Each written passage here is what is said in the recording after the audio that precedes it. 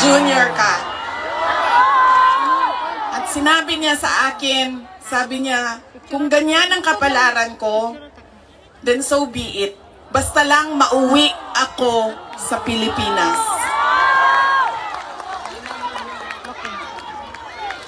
Kaya Nice meeting you.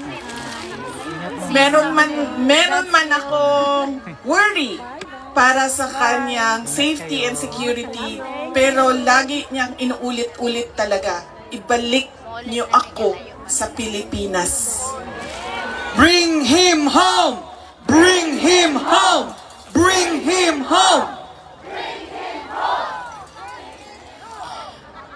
Nagtatanong marami, ano bang pwede magawa? Huwag natin tigilan ang panawagan sa gobyerno natin sa Pilipinas at sa lahat ng gobyerno na nakikinig at dito sa ICC na ipaalam sa kanila na mali ang ginawa kay Pangulong Rodrigo Duterte.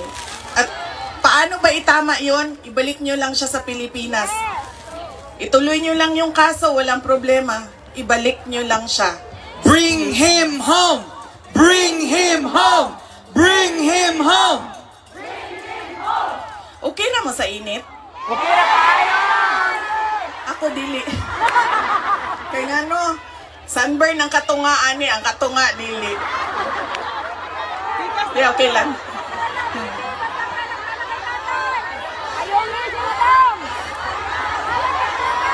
Hindi, okay lang, okay lang. Binuangan lang tamo. Naka-ready ang sunblock diri doble. Okay lang, sir.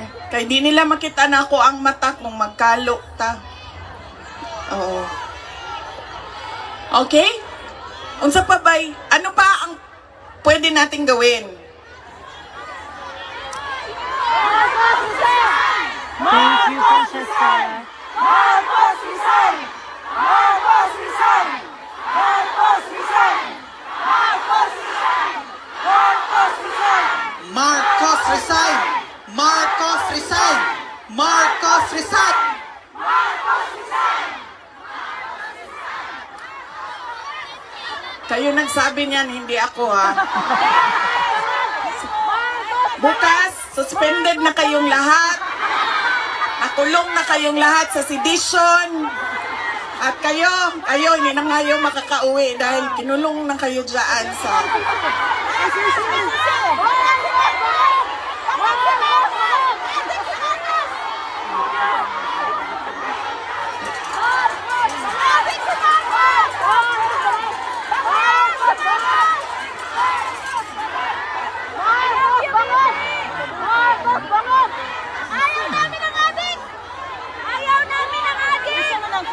And that relates to transparency and accountability. Yes! Alam nyo kasi, ang pagiging Pangulo, ang kinabukasan ng kabataan at ng bansa. Correct! Kaya, yung pagsasabi na hindi mahalaga ang drug test sa aking kapasidad at abilidad na mamuno is tantamount to betrayal of public trust. Yes!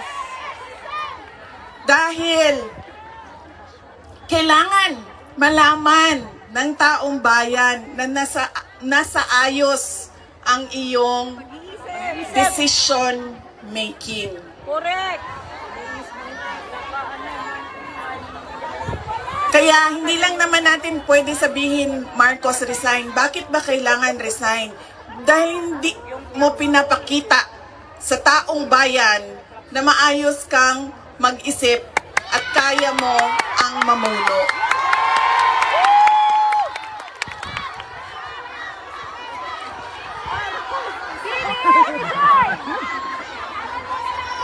Madaming mga tanong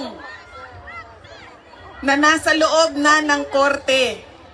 Ang PhilHealth, ang pagkuha ng pondo ng PhilHealth para bang naging piramiding Wow! Mas bangog! Wow! Mas tumakbo bangog! kami sa plataforma ng unity at continuity. Big ticket projects o mga build projects ni Pangulong Duterte.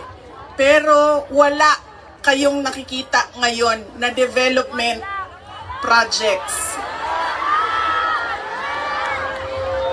Dahil lahat yon ay nakatago sa mga proyekto na pamigay o nandoon lang sa bulsa ng kontraktor at ng politiko na gumawa kuno ng project. Makikita ninyo na hindi handa ang Kongreso sa paggawa ng budget dahil may mga blanco doon sa enrolled bill na pinasa nila. Ibig sabihin, walang nag-iisip at hindi pinag-isipan paano ba natin gamitin ang pera ng gobyerno na makita natin na merong kapayapaan at kalambuan, kauswagan sa ating bayan. Lagiti uy, very slow ang connection diri. Ambot nga Noong ako ay tinanong noon bakit ako nag-resign sa Department of Education. Sabi ko, unang-una personal yon. Meron kaming personal Department of Education. Pinaghati-hatian lang sa loob ng House of Representatives. Noong unang taon, nagawan ko ng paraan. Sabi ko, hindi pwede, sige. Kung yan ang gusto ninyo, yan ang makapagpapasa ng budget. Para magkaroon ng budget ang Department of Education, dadaan pa rin kayo sa validation ng regional offices ng Department of Education. Pag sunod na taon, naisipan na nila kung ano ang gagawin nila at hindi nila ma-deny ito dahil nakikita ninyo sa papel. Kaya wala din kumukontra sa akin dahil nakikita sa papel. Ang ginawa nila, gumawa sila ng sarili nilang listahan. Doon nakikita mo, pinaghati-hatian nila ang school building program at inattach nila sa General Appropriations Bill na sinabmit nila sa Senado. Sinabi namin sa mga senators, nakita nyo ba kung anong ginawa? Sabi nila, oo, nakita namin kung anong ginawa ng House of Representatives. Sabi ko, please, hindi natin masasolve ang problema ng school building program kung ganito lagi ang nangyayari sa budget ng new construction. Meron pang ibang problema sa loob ng budget. Sinubukan ng mga senators na tanungin, pasagutin, sumasagot, yes, pero pagdating sa BICAM, anong nangyari? Wala namang wala namang totoong BICAM kung saan pinag-uusapan